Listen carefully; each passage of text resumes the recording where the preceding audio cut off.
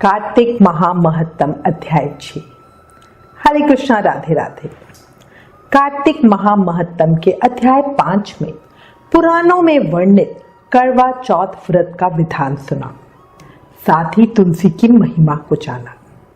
अब आज इस छठे अध्याय में श्री कृष्ण की पत्नी सत्यभामा जी के पिछले जन्म का बहुत ही सुंदर वृतांत सुनेंगे।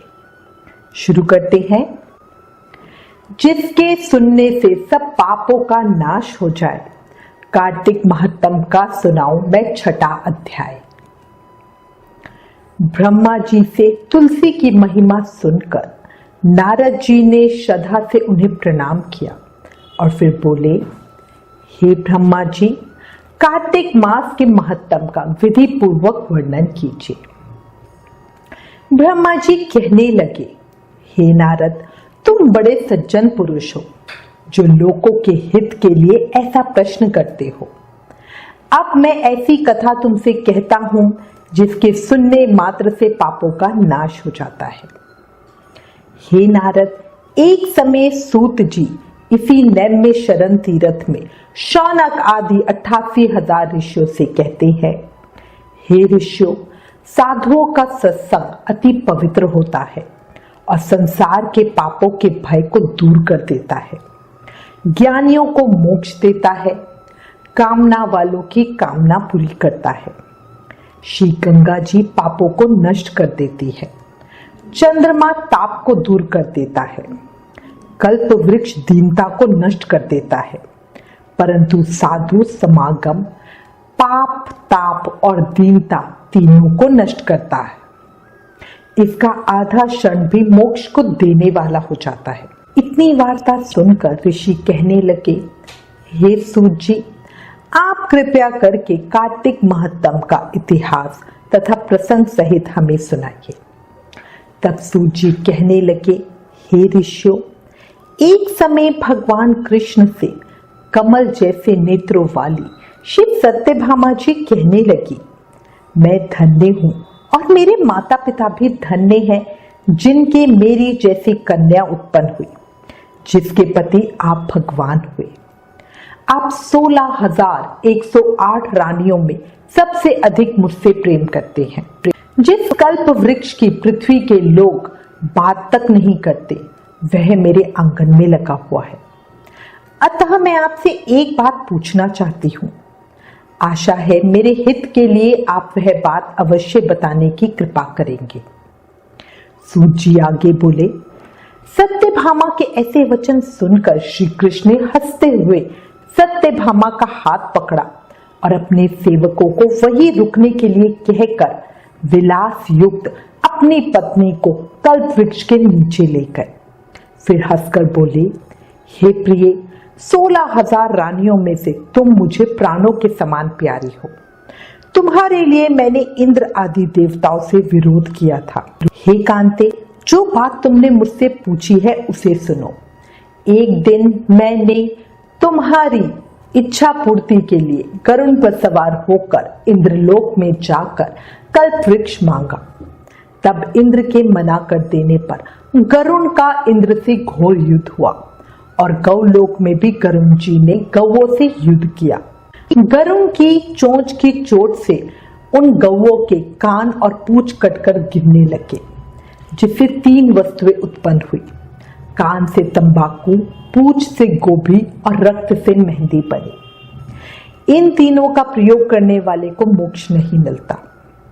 तब गौओं ने भी क्रोधित होकर गरुड़ पर वार किया, जिससे उनके 3 पंख टूट के गिर गए। इनके पहले पंख से नीलकंठ, दूसरे से मोर और तीसरे से चकवा चकवी उत्पन्न हुए। हे प्रिय, इन तीनों का दर्शन करने मात्र से ही शुभ फल प्राप्त हो जाता है। यह सुनकर सत्यभामा ने कहा, हे प्रभु, कृपया मुझे मेरे पूर्व जन्म के विषय में बताइए।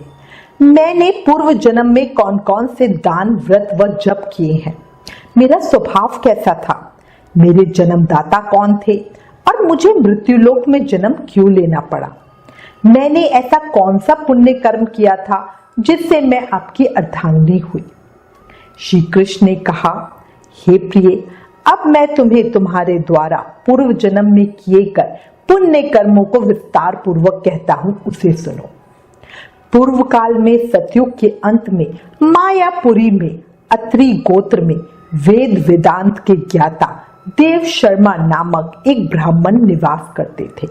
वह प्रतिदिन अतिथियों की सेवा, हवन और सूर्य भगवान का पूजन किया करते थे। वह सूर्य के समान तेजस्वी थे। वृद्धावस्था में उन्हें गुणवंती नामक कन्या की प्राप्ति हुई। उस पुत्रहीन ब्राह्मण ने अपनी कन्या का विवाह अपने ही चंद्र नामक शिष्य के साथ कर दिया।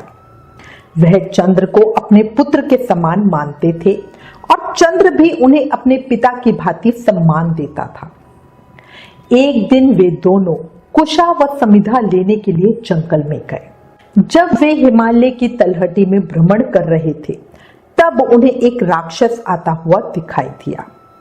उस राक्षस को देखकर भय के कारण उनके अंग शिथिल हो गए और वे वहां से भागने में असमर्थ हो गए। तब उस काल के समान राक्षस ने उन दोनों को मार डाला।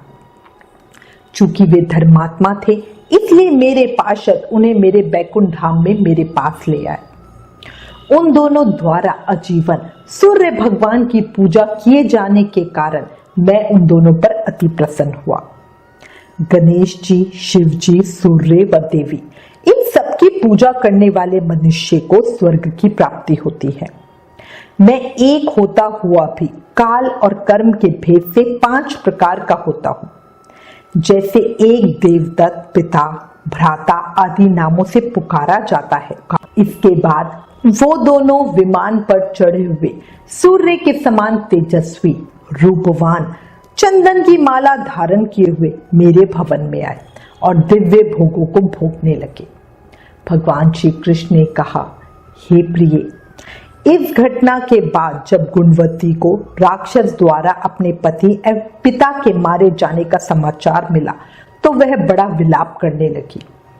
हे नाथ, हे पिता, मुझको अकेला छोड़कर आप दोनों कहाँ चले गए? मैं अकेली कन्या आपके बिना अब क्या करूं? अब मेरे भोजन, वस्त्र आदि की व्यवस्था कौन करेगा? घर में प्रेम पूर्वक मेरा पालन पोषण कौन करेगा? मैं कुछ भी नहीं कर सकती। मुझ विधवा की कौन रक्षा करेगा? मैं कहाँ जाऊं, कहाँ रहूं? मेरे पास तो अब कोई ठिकाना भी नहीं रहा। इस तरह रोती और बिलखती हुई गुणवती चक्कर खाकर धरती पर गिर पड़ी और बेहोश हो गई। वहीं उसी अवस्था में वे बहुत देर तक पड़ी रही। बहुत देर बाद जब उसे होश आया, तो वह पहले की भांति ही करुण विलाप करती हुई शोक सागर में डूब गई। कुछ समय के पश्चात जब वह संभली, तो उसे ध्यान आया कि पिता और पति की मृत्यु के बाद मुझे उनकी क्रिया करनी चाहिए, जिससे उनकी गति हो सके। इसलिए उसने अपने घर का सारा सामान बेच दिया और उससे प्राप्त धन से उसने पिता एवं पति का श्राद्ध आदि कर्म किया। तत्पश्चात वह उसी नगर में रहते हुए 8 पहर भगवान विष्णु की भक्ति करने लगी। उसने जन्म से लेकर मृत्यु तक नियम पूर्वक सभी एकादशियों का व्रत और कार्तिक महीने में उपवास एवं व्रत किए। हे प्रिय, ये एकादशी और कार्तिक व्रत मुझे बहुत ही प्रिय है। इनसे मुक्ति, भुक्ति, पुत्र तथा संपत्ति प्राप्त होती है। कार्तिक मास में जब तुला राशि पर सूर्य आता है, तब ब्रह्म मुहूर्त में उठकर स्नान करने व व्रत व उपवास करने वाले मनुष्य मुझे बहुत प्रिय हैं, क्योंकि यदि उन्होंने पाप भी किए हो तो भी स्नान व व्रत के प्रभाव से उन्हें मोक्ष प्राप्त हो जाता है। जो मनुष्य कार्तिक में स्नान, जागरण, दीपदान तथा तुलसी के पौधे की रक्षा करते हैं, वह स्वयं साक्षात भगवान विष्णु के समान कांति वाले होते हैं। कार्तिक मास में मंदिर में झाड़ू लगाने वाले, स्वास्तिक बनाने वाले तथा भगवान विष्णु की पूजा करने वाले मनुष्य जन्म मरण के चक्कर से छुटकारा पा जाते हैं। यह सुनकर गुणवती भी प्रतिवर्ष श्रद्धा पूर्वक कार्तिक का व्रत और भगवान विष्णु की पूजा करने लगी। हे प्रिय, एक बार उसे ज्वर हो गया और वह बहुत कमजोर भी हो गई। फिर भी वह किसी प्रकार गंगा स्नान के लिए चली गई। गंगा तक तो वह पहुंच गई, परंतु शीत के कारण वह बुरी तरह से कांप रही थी।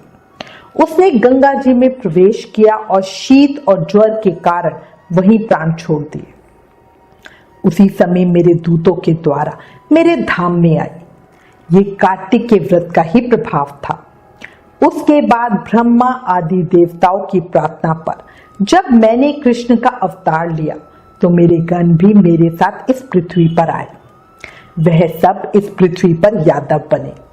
तुम्हारे पिता जो कि पूर्व जन्म में देव शर्मा थे, वो इस समय सत्रजित हैं। पूर्व जन्म में चंद्र शर्मा जो तुम्हारा पति था वह अक्रूर बने। और हे देवी, तुम ही वह गुणवती हो जो इस जन्म में सत्यभामा हुई। यह कार्तिक व्रत का ही प्रताप है जिससे कि तुम मेरी अर्धांगिनी बनी हो। पूर्व जन्म में तुमने मेरे मंदिर के द्वार पर तुलसी का पौधा लगाया था। वह इस समय तेरे महल के आंगन में कल्प वृक्ष के रूप में खड़ा है। तुमने उस जन्म में जो दीपदान किया था, इसी कारण तुम्हारी देह इतनी सुंदर है। तुम्हारे शरीर में शोभा है और तुम्हारे घर में साक्षात लक्ष्मी निवास करती है। चूंकि तुमने पूर्व जन्म में अपने सभी व्रतों का फल पति स्वरूप भगवान विष्णु को अर्पण कर दिया था, उसी के प्रभाव से तुम इस समय मेरी प्रिय पत्नी हुई हो। पूर्व जन्म में तुमने नियम पूर्वक जो कार्तिक मास का व्रत किया था, उसी के कारण मेरा और तुम्हारा कभी वियोग नहीं होगा। इस प्रकार जो कोई कार्तिक मास में व्रत आदि करते हैं, वह मुझे तुम्हारे ही समान प्यारे हैं। वह लोग जो कि दूसरे जप तप यज्ञ दान आदि करते हैं, उनका फल कार्तिक मास में किए गए व्रत के सामने बहुत थोड़ा होता है। अर्थात कार्तिक मास के व्रतों का 16वां भाग भी नहीं होता। इस प्रकार सत्यभामा भगवान श्री कृष्णचंद्र जी महाराज के श्रीमुख से अपने पिछले जन्म के पुण्यों का प्रभाव सुनकर बहुत प्रसन्न हुई। कार्तिक महामहत्तम अध्याय 6 समाप्त। कल कार्तिक महत्तम के अगले अध्याय को सुनेंगे। याद रखें, कलयुग केवल नाम आधारा, इसलिए भगवान के पवित्र नामों का जाप करते रहें। हरे कृष्ण कृष्ण कृष्ण हरे हरे, हरे राम राम राम हरे हरे। जय श्री कृष्ण।